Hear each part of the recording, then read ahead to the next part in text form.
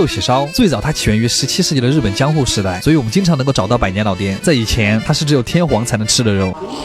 但今天这家店，它的吃法真的太独特了，怪不得它作为新派寿喜烧，还可以连续8年拿米其林1星。又到吃寿喜烧的日子。今天我们来的地方是白金高轮，这个地方它非常的贵，所以很多好的餐厅都会选在这儿开。别的不说，它这个地方的住宅是真的很高级，没有一间我是住得起的。进门啊，すみません。少し早く着いたけど大丈夫です。第一个小菜很像参加别人婚礼的时候最先上的那个菜。今天的活到150，日本是真的非常的抠门，它松茸都是按一颗一颗来算的。然后一小块柠檬烤备注，很像那种肉味的果脯。完了是今天第一个前菜，它是一盘炭烤的牛舌叉烧。牛舌很难用来做叉烧，因为做起来很麻烦，但是它这个还这么厚，你能够清晰的看到那个肉是一缕一丝的感觉。我第一次见到这么厚的牛舌叉烧，就是先卤了之后，然后再给你烤，它嚼起来非常非常的软烂，就是你甚至不用牙齿都可以把它压开。其实这样葱加的多反而会更好吃一点，葱丝还有一点微妙的甜味，有一点像港式的叉烧，但是没有那么甜。然后第二盘前菜是烤牛舌，其实这家店真的很好，就它虽然是来吃寿喜烧的，但是会给你上很多烤肉菜。烤的牛舌上面还有大酱的血，它其实看上去很像牛舌版的惠灵顿，像果冻一样的质感，嚼起来会挤出里面的脂肪和肉汁，跟牛舌纹可能就是这个样子吧，一吃一个不吱声。完了才是今天的寿喜烧。我吃了这么多次寿喜烧，我第一次看到寿喜烧有用这种锅的，他家真的很别出心裁。他家是1克2片肉，但是他还拿了一盘松茸过来，煎肉的时候会一起煎，然后裹着它吃。对，就这一片肉加这1根松茸就8000日元，然后他家的肉还特别的厚，所以吃到嘴里的时候会有更明显的紧实的感觉。还有就是它这个打成泡沫的黄金蛋液，奶泡裹着牛肉，会让那个甜味更加的明显。然后最神奇的是，当你的牙咬到最中间的时候，它这个松茸的香味会喷发出来，就整个过程是先是奶泡的香味，然后是和牛的柔嫩，再是松茸的野味儿，每一口都是精心设计的恰到好处。为什么别家就没想到这个做法？然后寿喜烧还有一个特别好吃的就是在于米饭，不光是餐厅，我觉得米饭都特别的重要，它能够大大影响满足感。其实我平时在家也能够蒸出这么优质的米饭，主要归功于这个质感满满的松下饭之舞，它采用的是日本高端电饭煲才有的可变压力技术。换句话说，就是它的压力是持续变化的，通过不断的加压泄压来带动米水翻滚，像真的跳舞一样。这样煮出来的米饭口感会非常均匀，一颗一颗都是饱满软糯的，而且采用5段 IH 加热，温度控制特别精细，自然更加香甜且不会加深。好来继续干饭。当你吃第2片肉的时候，还会给你换一碗新的奶泡，然后会在锅里放一些蔬菜，这个时候它会放更清淡的料汁，缓解一下刚才的油腻。然后就是第2片肉，第2片肉其实更像关西的做法，它更加的清淡，甜味也更加的若有若无，清晰的看到和牛上面的奶泡，很想一口吞。但这一片肉真的太大了。